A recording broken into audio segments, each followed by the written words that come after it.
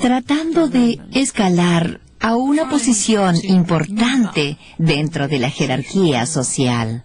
Sin embargo, mantenían su creencia en la vida después de la muerte, algo que era claramente una creencia egipcia. Se ofrecía la ciudadanía a un gran número de personas. Podían prestar servicio en el ejército y a los soldados se les daba una declaración esculpida en bronce que decía: ahora soy un ciudadano romano. Esto era algo extremadamente valioso. A través del ejército las personas llegaban a lograr mucho poder, y con el tiempo existieron emperadores provenientes de las clases gobernantes de España, como Trajano, y mucho después Septimio Severo del norte de África. Viéndolo ahora, los romanos se abrieron sorprendentemente a los extranjeros. Les permitieron participar en los beneficios del imperio. Aquellos provenientes de buenas familias podían eventualmente llegar a la cima. Ellos convirtieron en algo valioso la amplia diversidad de sociedades que vivían en las fronteras.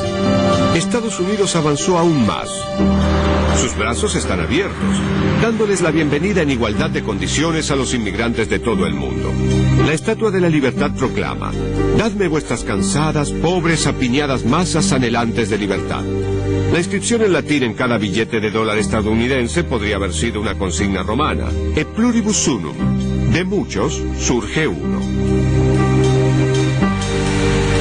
Pero la diversidad puede ocasionar tensión, incluso una guerra civil. Necesita un pegamento para ligarlo. Para los Estados Unidos fue la Constitución, protegiendo los derechos de todos los ciudadanos, y una presidencia que representara a toda la nación. Después de años de expansión, los romanos se encontraron con que no tenían más pegamento, ninguna fuerza que pudiera sostener unido y en ejercicio del control a su imperio. En el último siglo antes de Cristo, Roma caía presa de la división y de la guerra civil, con generales ávidos disputándose un espacio de poder. Hizo su aparición un hombre que cambiaría todo, el primer emperador de Roma. Era el hijo adoptivo de Julio César, un manipulador extremo, un contador de fabulosos relatos y un imperialista implacable. Una vez que se deshizo de sus rivales, perfeccionó la fórmula imperial de Roma, unificando los territorios dispersos en un imperio coherente. Su nombre era Augusto. Era una persona aterradora, muy fría y muy calculadora, y al mismo tiempo muy digno de admiración. Modificó absolutamente todo en pos de ordenar el imperio. Augusto se empeñó en darle a Roma un nuevo orgullo, empezando por la misma capital. Restauró los antiguos templos de la ciudad y construyó nuevos foros y palacios. Esta fue una de las primeras grandes experiencias de creación de una imagen. Augusto quería que los romanos creyeran en un pasado y en un futuro compartido. Descartó lo que él vio como un pasado reciente de corrupción y decadencia, y en su lugar estableció el ideal del virtuoso ciudadano romano. Augusto trató arduamente de imponer una suerte de retorno a los valores tradicionales, una vuelta a las bases morales. Penalizó, por ejemplo, la soltería y la falta de hijos. Quería que los romanos usaran la toga. La toga se convirtió en un símbolo de la identidad romana e impidió el uso de la vestimenta griega mientras estuvieran negociando en el foro. Augusto decidió que los romanos no lo vieran como a otro dictador.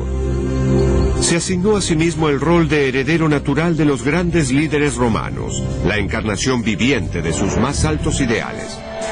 Fue el precursor de un mecanismo imperial duradero, convirtiéndose en el centro de la lealtad nacional.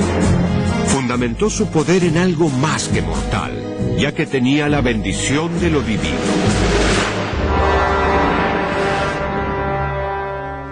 Que ya era tiempo de darle a los romanos una historia acorde con lo que el pueblo romano se había convertido. Animó al poeta Virgilio para que éste escribiera una saga épica sobre Eneas, el heroico refugiado del mundo griego que se convirtió en el fundador de Roma. En el mito de Eneas tenemos a un troyano derrotado por los griegos, o al menos eso pensaban los griegos, que atravesó el Mediterráneo, ayudado todo el camino por los dioses y embarcado en una misión divina para fundar Roma. Y por supuesto Augusto y Julio César trazaron su descendencia desde Eneas. En Eneas encontramos un auténtico mito fundacional. Era muy importante para los romanos tener un mito fundacional. Es decir, alrededor del mundo, la gente tenía un mito fundacional, y estos contenían cierta verdad, luego eran embellecidos. Todos en el Mediterráneo sabían sobre la guerra de Troya, y era lógico que se le pidiera a alguien como Virgilio que la embelleciera y la hiciera literatura popular.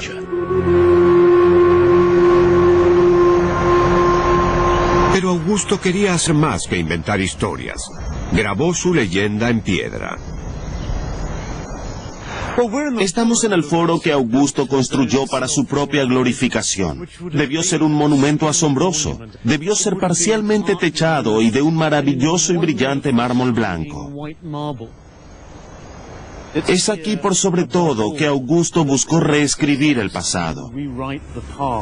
Este foro debió estar revestido por una gran serie de estatuas del tiempo de Augusto, remontándose a la mismísima fundación de Roma, sucedida 8 siglos atrás.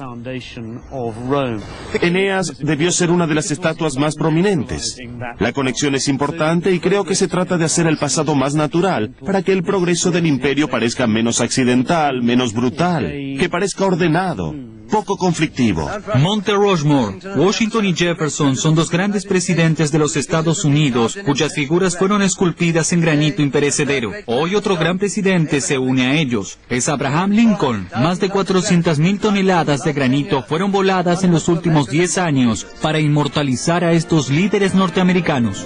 El mito de la fundación de Estados Unidos se basa en la libertad, en su guerra por la independencia, su lucha contra el perverso imperio británico por el derecho a gobernarse a sí mismos. Eso hace que los estadounidenses de hoy se sientan incómodos con la idea de un imperio. Todavía se ven a sí mismos como la nación rebelde que peleó contra un poder imperial. Se alzaron como los valientes desamparados y no pueden aceptar que ahora son los que están a la cabeza.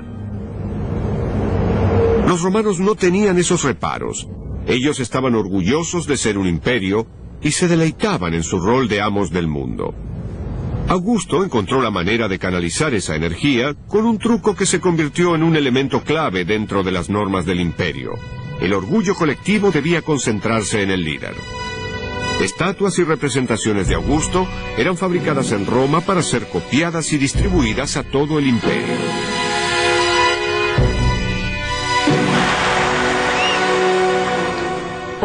Augusto prestaba muchísima atención a cómo era representado.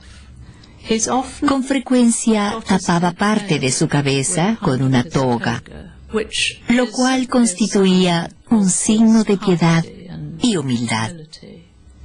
Parecía muy calmo, transmitiendo tranquilidad, con dimensiones heroicas. Pero la imagen dada por Augusto tenía muy poco que ver con la realidad. Suetonio, su biógrafo, lo describió a Augusto como de mediana altura, con cabello rubio, nariz prominente y unos pocos dientes, bastante sucios.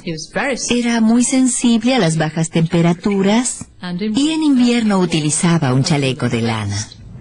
Augusto no debía preocuparse por eso. No existía la televisión. Muy pocos romanos pudieron verlo de cerca. El resto se guiaba por relatos populares y leyendas que confirmaban su incuestionable poder. Una vez visitó a un amigo de la aristocracia que poseía una extraordinaria colección de vasijas de alabastro. Y también tenía un estanque con peces carnívoros. Durante el almuerzo, uno de los esclavos recién llegados tropezó y destrozó una copa de ónix. Entre varios esclavos arrojaron al pobre sirviente al estanque de peces carnívoros. El muchacho comenzó a gritar en el estanque y Augusto se levantó y dijo: «Salven al joven». Él mostraba las dos caras de un emperador. Primero, compasión por el joven esclavo, y luego una firme demostración de poder. Se volvió hacia su amigo y le dijo, bien, me gustaría ver el resto de tu colección. Y luego hizo que el anfitrión se sentara a la mesa y viera cómo todas sus copas de ónix eran hechas trizas ante sus ojos. Pero para ser omnipotente e indiscutido,